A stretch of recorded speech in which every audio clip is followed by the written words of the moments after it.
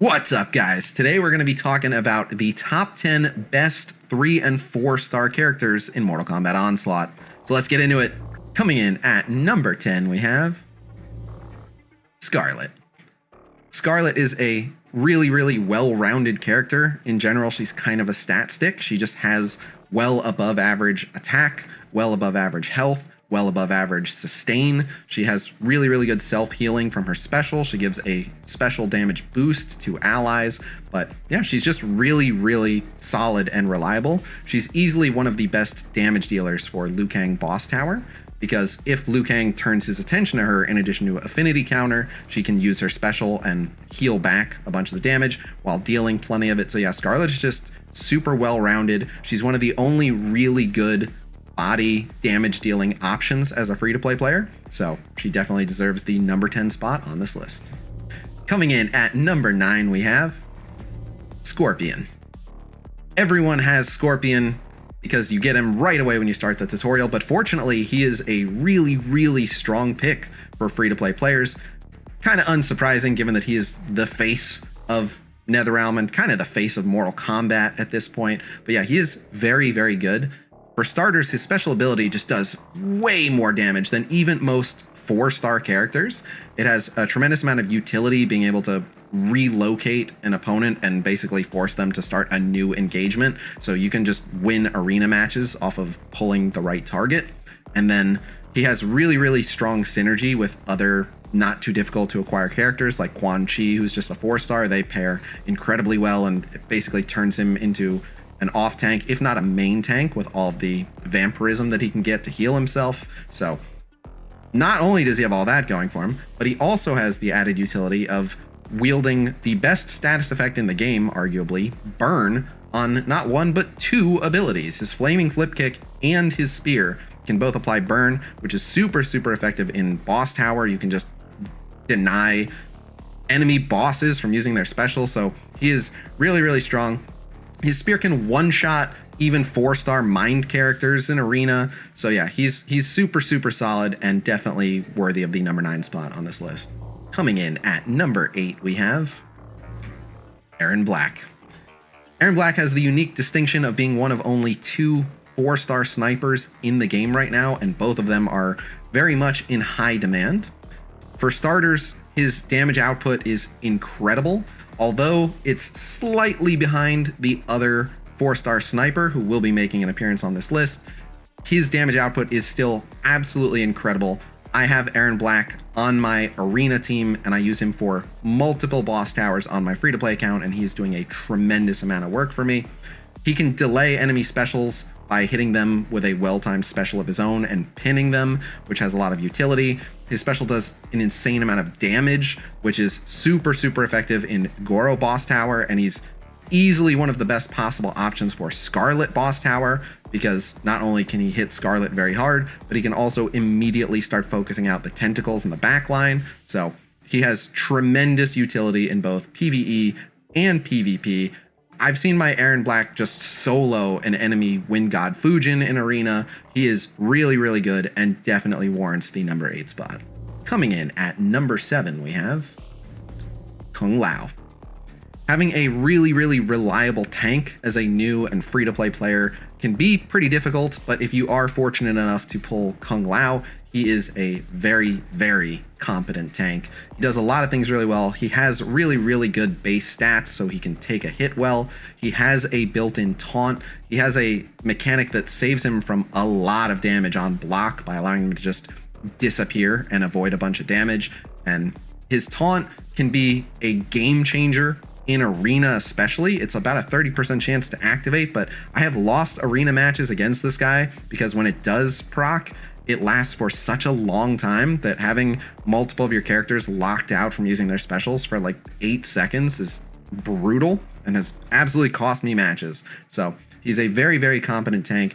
More so than that, he also has a unique mechanic where he can provide a large shield to an ally, and being able to selectively protect an ally is just another really, really valuable thing to have in a tank whose job at the end of the day is to keep your other units alive so they can do their jobs. And he's also an excellent choice for boss tower. He can tank Liu Kang really, really well. And even if Liu Kang decides to target someone else, he can intervene and give that person a shield so that they're going to survive his special. He's very, very effective at tanking Goro Tower as well, and can absolutely solo tank that boss tower if you have good DPS units backing him up. So yeah, he's just a really, really strong tank option if you are a new and free-to-play player. So he is definitely deserving of the number 7 spot on our list. Coming in at number 6, we have Raiden. Another 3-star character who was able to make it onto this list. Raiden is arguably the second best attacker in the entire game, but as Spirit Affinity, he takes the cake as the number 1 attacker in the game. He does a tremendous amount of damage, and he even has potential in late game arena. Even in the current meta, you can build him as a stun bot, and if you get the right equipment and relics around him, you can really enable him to put out a ton of damage while stunning a ton of people. He is hands down a top choice for Quan Chi boss tower, and can almost single-handedly carry that boss tower for you as long as you have other characters that will survive it. He just puts out an insane amount of AoE damage, punching way above his weight as a 3-star. And so between having arena viability, having insane use in boss tower, and just being fantastic at his job, as well as not really having any competition for his job, being that there's so few attackers, and I think he's the only spirit attacker. Yeah, he's easily deserving of the number 6 spot on this list. Coming in at number 5, we have Quan Chi. Quan Chi is normally not the type of character that would make this list, because a lot of his power comes from empowering other characters, and this is a solo character recommendation list for you guys. However, Quan Chi really only needs one other person to be worth using, and the one other person you would need is someone that everybody has, which is Scorpion. So for that reason, Quan Chi is able to be on this list, because you're gonna have Scorpion, and as soon as you get Quan Chi, you're off to the races. For starters, he does provide a good amount of healing. He's certainly not the best healer, but any healing whatsoever is good to have. It helps you to sustain. The nice thing about the type of healing he provides is that it's a vampirism, meaning that you can build him full damage and still get the benefit of that healing. So you're not sacrificing anything to have him aboard. More importantly though, the synergies that he has with Netherrealm characters are absolutely incredible. You can immediately just pair him with Scorpion, and Scorpion is now a competent tank for Quan Chi boss tower. He can even tank Liu Kang boss tower. Quan Chi provides a ton of attack, a ton of health, and then a buff that gives Netherrealm characters a tremendous amount of critical chance and vampirism on literally every ability that they use.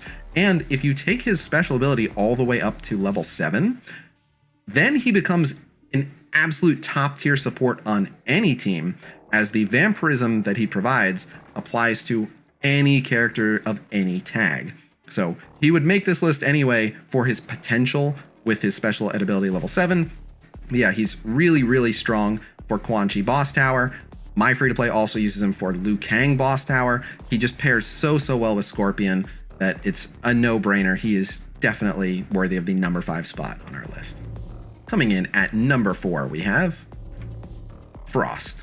So as we touched on earlier, attackers are very in demand. There are just not very many of them. There's only one other body attacker, and it's 3-star Katana, who just doesn't do anywhere near as much damage as Frost. But as a newer player, there's plenty of objectives where you need to use a certain amount of attackers to get the 3-star. So obviously you want to be powering up the good attackers, and so that is always going to include Frost. She does a tremendous amount of damage. Not only does she just do good consistent splash AoE damage with her basics and her autos, but then she has a special that does like upwards of 800%. It's like 870% damage on her special, something like that. Not only will that pretty much just assassinate whoever she targets with it, but she'll freeze everyone that she passes through along the way, so she can single-handedly turn the tide of an arena match by freezing multiple people while outright assassinating another one of them.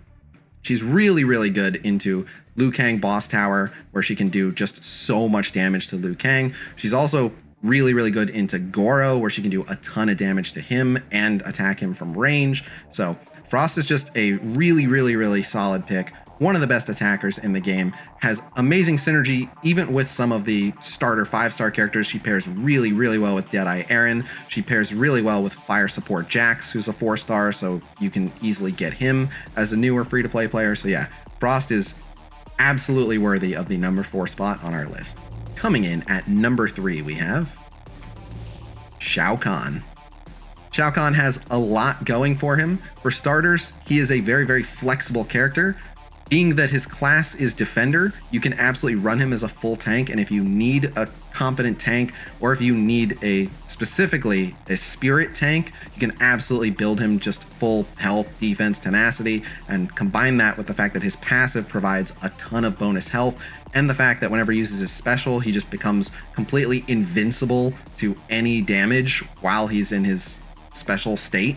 So he is a very, very effective tank, but he can also provide a tremendous amount of AoE damage. Pretty much everything that he does is AoE damage. He has a stun, and you can build him full damage without worrying too much about his survivability, because as we mentioned, his special will make him invincible for a significant period of time. Not only that, but he makes your entire team tankier. He gives a ton of bonus health to Outworld allies, but he gives a moderate amount of extra health to any ally, so he's just going to make your entire team tankier.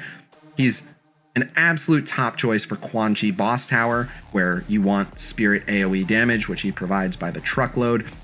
He's very, very reliable in arena. Basically, if he gets to his special, no matter how low on health he is, he's definitely going to start putting out a ton of damage and keep fighting for at least another set amount of time. He can be used to troll people who are trying to figure out who their Wind God Fujin is going to attack in arena, by them not accounting for the fact that he will selectively give certain characters an even bigger health boost. So I've lost arena matches because I forgot to consider that Shao Kahn was literally going to change who my Wind God Fujin was going to target. But yeah, he's just a super, super solid flex pick. He can be the tank you need him to be. He can be the damage dealer you need him to be. He's got spirit affinity going for him, and there aren't a ton of really high damage spirit affinity units. So yeah, Shao Kahn is just an all-around terrific pick, and definitely warrants our number 3 spot. Coming in at number 2, we have Noob Saibot. Ultimately, the reason why Noob Saibot gets our number 2 spot, more than any other reason, is that he is an absolutely incredible tank. He has so many tools for helping him absorb damage, in addition to just high health and high defense. He has an attack debuff built into his kit. He has a shadow clone he can summon that can take hits for him. When that shadow clone dies, he gets a defense boost. So he just has so many things going for him that make him able to take so many hits. He has the ability to synergize with Quan Chi, who's only a 4-star, and if you're able to get him, he gets even more health and a very significant amount of built-in sustain, so they make a really, really good combo. But more than either of those factors, there is just an insane amount of utility baked into his special. His shadow clone can be used in so many creative ways to disrupt engagements, because his shadow clone is also considered a defender, and defenders take over melee engagements, meaning that I have won multiple arena matches because right before an enemy was about to use a big special, I summoned the Noob Saibot shadow clone in that opponent's face, and they decided to use their special on the Noob Saibot clone rather than hitting one of my actual characters where it would have mattered. So the utility he provides by being able to distract multiple enemies in multiple places and soak just tremendous amounts of damage onto a clone, meaning that none of your characters even feel the damage. In addition to all of the damage mitigation he has built in, he is a stellar tank with a ton of opportunity for skill expression to allow you to beat things. He's arguably the best tank for Goro boss tower. He's a really, really solid tank option for Quan Chi boss tower. He's, I want to say, the best, if not the second best tank for Scarlet boss tower. He has so much utility, and he's just one of the best units in the game. So he's absolutely deserving of our number 2 spot. And finally, coming in at number 1, Sindel. Hail to the queen, because Sindel is the number 1 sniper in the game. Her only real competition is Aaron, and she just beats him out in a variety of ways. She's got more AoE damage from one of her abilities. She puts out a little bit more damage. Her special applies unhealable, making her an even better choice for Scarlet Boss Tower. But yeah, she's an absolute top pick for Goro Tower. She's an absolute top pick for Scarlet Tower. Arguably the key to beating higher stage Scarlet Boss Towers as a newer free-to-play player. She's very, very good in Arena, being that she's a sniper, so she can just sit safely in the back, and her ability to put out damage is absolutely incredible. Again, she's literally one of the highest DPS units in the entire game, despite being a 4-star, because she's just the best sniper in the game. As of now, there are no 5-star snipers, so Sindel is the queen. You cannot ask for a character contributing more damage with more utility from a 4-star. She is the gold standard, and therefore the #1 pick for this list. But alright, there you guys have it. My picks for the top 10 3- and 4-star characters in Mortal Kombat Onslaught. So please let me know what you guys think. Is there someone that I'm overlooking that should have gotten some more recognition, or someone that I ranked in the wrong place? Let me know your thoughts in the comment section below. Otherwise, thank you guys so much for checking out this video. Shout out to the people who were here while I was recording it live. Say hi in chat, everybody. But yeah, thank you guys for watching this video. Please be sure to like, subscribe, leave a comment, all that stuff that helps YouTubers, and I will see you guys real soon. Until next time, peace!